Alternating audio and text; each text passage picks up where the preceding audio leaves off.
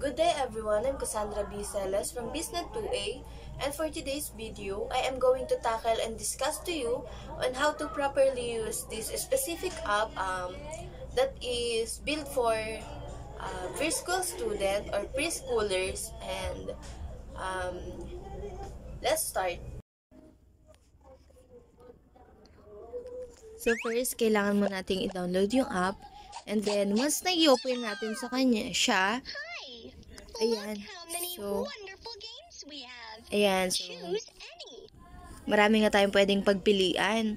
Kumbaga, mas maraming matututunan dito yung mga bata o yung mga anak natin kung paano sila matututo sa isang bagay. So, may mga crafts din dyan, worksheets, maths.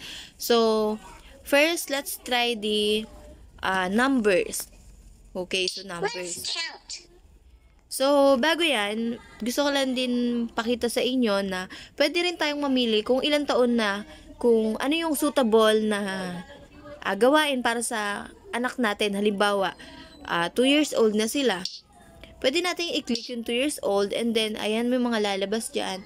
But then, pag tinype natin yung 5 years old plus, ibig sabihin, may mga possible na mga games na pwede pang mas madadagdag. So, madami talaga siya. So, ngayon, tatry natin yung sa 2-3 years old. So, sa numbers.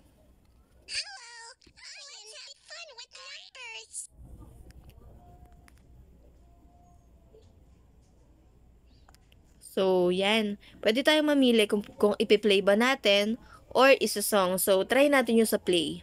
1, 2, 3, 4, 5, 6, 7, 8, 9, 10. So, yan. Pag pinlay natin, habang binibigkas yung, or habang sinasabi yung pinaka-number niya, is binibigyan din ng part kung saan mas mabibigyan ng batang tuon habang palaki ng palaki yung numbers. So, try naman natin yung iba. Let's count. So, sa counting. Hi. Let's count.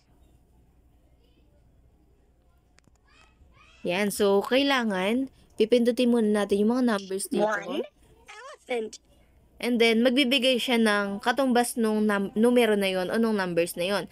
Halimbawa, 1, nagbigay siya ng isang elepante. 1, 2, apple. Katulad na to. Number 2 na yung kinlik ko. So, nagbigay naman siya ng exact 2 apples na example.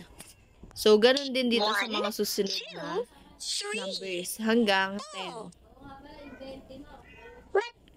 So, try naman natin yung ibang games, which is yung identify.